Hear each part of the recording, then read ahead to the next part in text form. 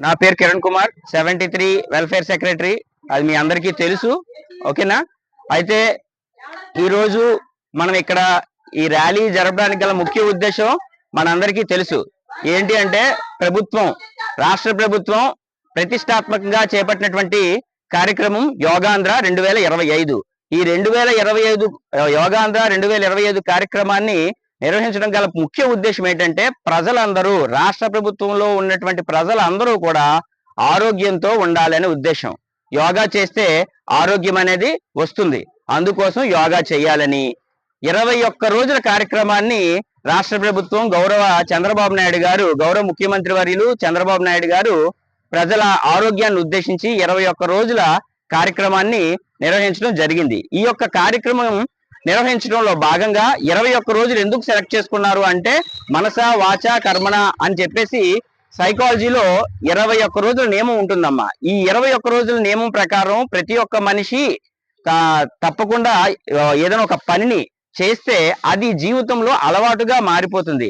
ఈ అలవాటుగా మారడం వలన తద్వారా మనము ఆ యొక్క పనిని నిరంతరం నిర్వహిస్తూ ఉంటాము. అందుకోసమే 21 రోజులు ఈ యొక్క కార్యక్రమాన్ని నిర్వహించడం జరుగుతుంది. ఇందులో భాగంగా మనము ప్రతిరోజు ముందు మాకు ఒక ట్రైనింగ్ ఇచ్చి తర్వాత ప్రతిరోజు మీకు మేము ట్రైనింగ్ ఇస్తున్నాము.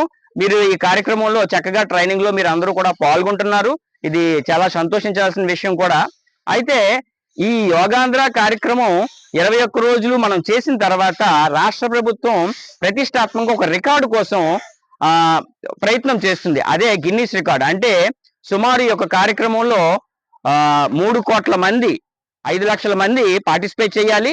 పార్టిసిపేట్ చేసిన తర్వాత తద్వారా రికార్డ్ అనేది గిన్నీస్ రికార్డ్ అనేది సాధించాలనే ఉద్దేశంతో ఈ యొక్క కార్యక్రమాన్ని అనేది చేపడుతూ ఉంది. ఓకేనమ్మా? ఈ యొక్క కార్యక్రమంలో మనం ప్రతిరోజు ట్రైనింగ్ అనేది తీసుకుంటా ఉన్నాం. ఆ ట్రైనింగ్ లో తీసుకుంటూ ప్రతి ఒక్కరూ యోగాని అలవాటుగా మార్చుకుంటూ